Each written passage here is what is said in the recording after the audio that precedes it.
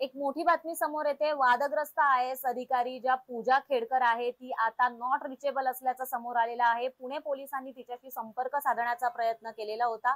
तिला कॉल करण्यात आले, परंतु तिचा जो फोन आहे तो नॉट रिचेबल आहे। अन्य कोणत्याही प्रकारे तिच्याशी संपर्क होऊ शकलेला नाहीये। त्यामुळे सध्या तरी पूजा खेडकर ही नॉट रिचेबल असल्याची माहिती पुणे पोलिसांनी दिलेली आहे। पुणे पोलिसांनी सांगितलंय की अद्याप तरी पूजा खेडकर हिच्याशी कोणत्याही प्रकारचा संपर्क होऊ शकलेला नाहीये। पूजा खेडकर हिने पुणे पोलिसांमध्ये तक्रार केलेली होती, जे तिचे जिल्हाधिकारी आहेत पुण्यातले सुहास डोळस यांच्या विरोधात मानसिक छळवणूक केल्याची जी तक्रार आहे ती पूजाने नोंदवलेली होती। त्या प्रकरणी पुणे पोलिसांनी चौकशीसाठी तिला बोलावलेलं होतं।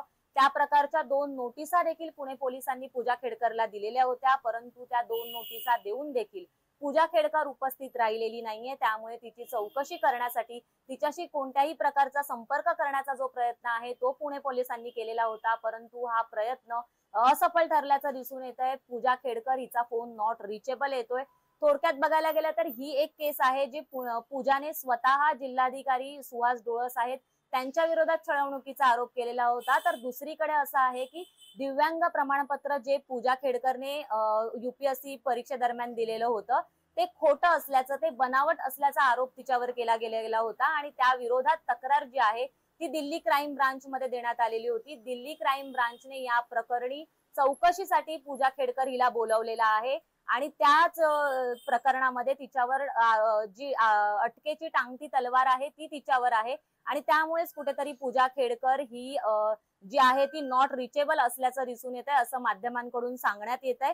थोडक्यात अशी माहिती आता समोर आलेली आहे। तिसरं प्रकरण असं आहे की ज्या प्रकारे तिने पुणे पोलिसांमध्ये सुहास डोळस जे जिल्हाधिकारी आहेत त्यांच्या विरोधात जी तक्रार दाखल केलेली आहे त्यासाठी, त्या चौकशीसाठी देखील ती उपस्थित राहिलेली नाहीये।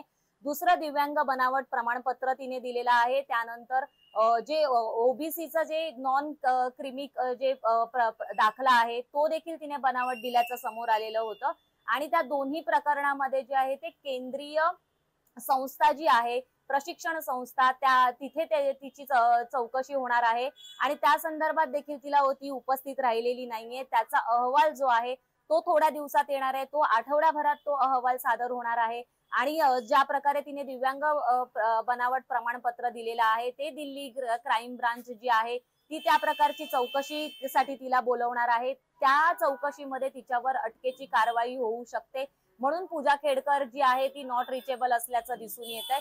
ही सगळी कारणं पूजा खेडकर नॉट रिचेबल असण्याची असू शकतात असं म्हटलं जात आहे।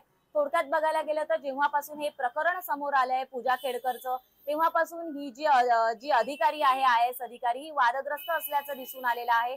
तिने सर्वात पहिले तिच्या अवास्तव मागण्या समोर आलेल्या होत्या।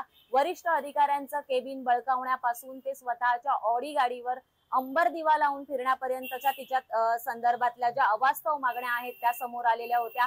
त्यानंतर तिचं जे संपूर्ण प्रकरण आहे ते उघडकीस आलं। या सर्व प्रकरणामध्ये पूजा खेडकर हिने आतापर्यंत UPSCच्या 11 वेळा परीक्षा दिल्याचं समोर आलेलं आहे। जी नॉर्मल कॅटेगरी असते त्यामध्ये ओपन कॅटेगरीमध्ये 6 वेळा हा अटेम्प्ट देऊ शकतो, तसंच जी OBC कॅटेगरी आहे त्यामध्ये 9 वेळा UPSCचा अटेम्प्ट देऊ शकतो, परंतु पूजा खेडकर हिने तब्बल 11 वेळा अटेम्प्ट दिलेल्या होत्या आणि त्यामुळे कुठेतरी हिने खोटी प्रमाणपत्र जी आहे ती सादर केल्याचं समोर आलेलं होतं। या सर्व प्रकरणात तिची चौकशी सुरू आहे आणि त्याचमुळे कुठेतरी आपल्यावर अटकेची टांगती तलवार आहे असं तिला समजून आलेलं आहे आणि त्यामुळे पूजा खेडकर ही नॉट रिचेबल असल्याचं म्हटलं जातंय।